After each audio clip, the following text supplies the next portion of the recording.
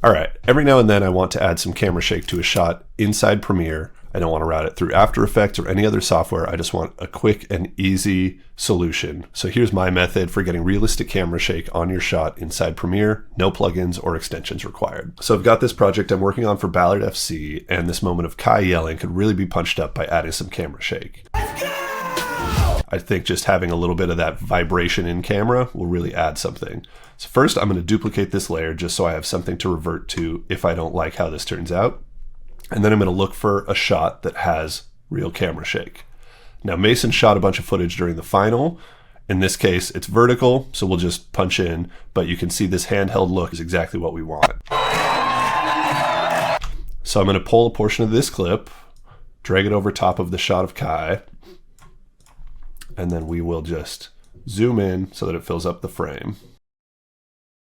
Take these two shots and nest them. We'll call this Shake 1.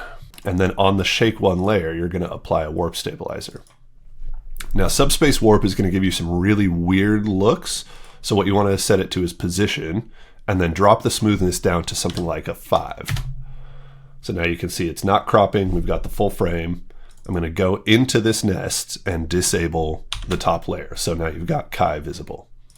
So now, when you play through this shot, it has that really aggressive look. That's exactly what we want. So we're going to call that good. Now let's say you don't have handheld footage at your disposal. Well, we've got this shot of Tyler. Might look nice to have a little bit of subtle handheld motion. Nothing too aggressive. So I'm going to go to a free stock footage website. I'm going to use Pexels, search for videos, and just type in handheld. You can just find something that has the right amount of shake. In my case, I think this first one has just enough. So I'm going to save video and import it into my project. So I'm going to do the same thing here. Duplicate the layer of Tyler. Grab some of this clip.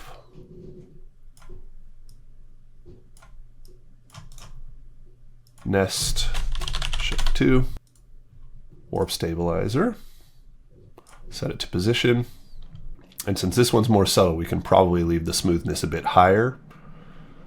But let's see how it looks once it processes. Go back in, disable.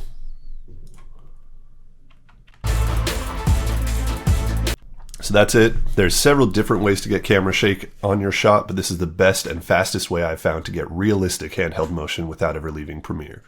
So I hope that helps. If you have any requests for tutorials you'd like me to make, just leave a comment below, and happy editing.